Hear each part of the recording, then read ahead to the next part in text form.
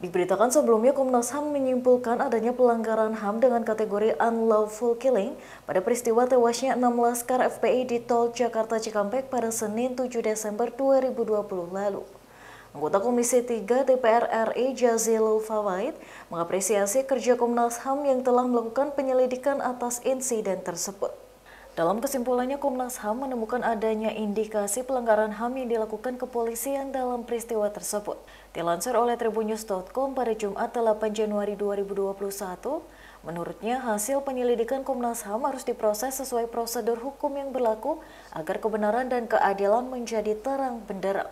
Jazilul menyebut hasil temuan Komnas HAM itu sekaligus menghentikan spekulasi dan fitnah yang berkembang selama ini.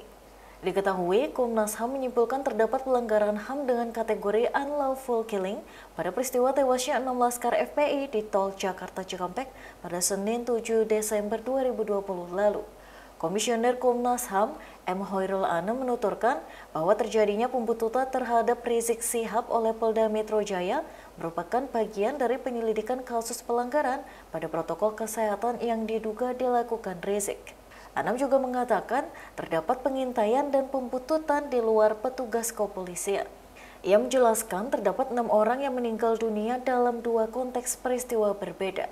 Pada peristiwa pertama, insiden sepanjang Jalan Internasional Karawang Barat sampai diduga mencapai KM 49 Tol Cikampek yang menewaskan 2 orang laskar FPI.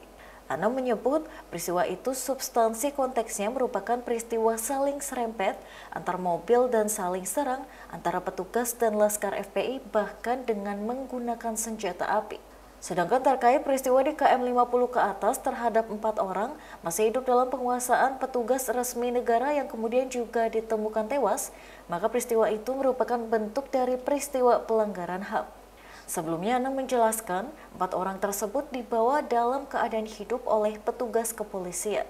Komnas HAM mendapatkan informasi adanya kekerasan, pembersihan darah, pemberitahuan bahwa itu adalah kasus narkoba dan terorisme, pengambilan CCTV di salah satu warung, dan perintah penghapusan juga pemeriksaan handphone masyarakat di sana. Anam memaparkan saat itu petugas mengaku mengamankan sejumlah barang bukti berupa 2 buah senjata rakitan jenis revolver gagang coklat dan putih, sebilah samurai, sebilah pedang, celurit, dan sebuah tongkat kayu runcing.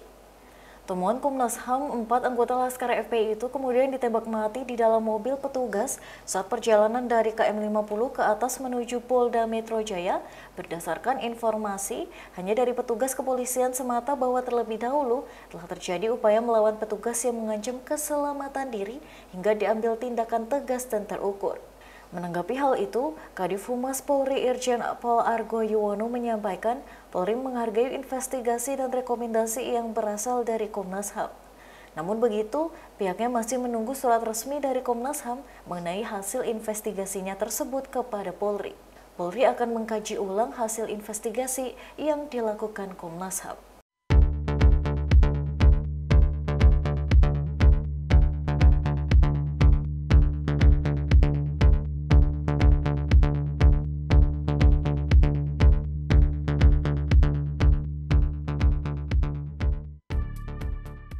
Demikian Tribunnews Update kali ini, nantikan informasi berikutnya hanya di tribunnews.com. Terima kasih sudah nonton, jangan lupa like, subscribe, dan share ya!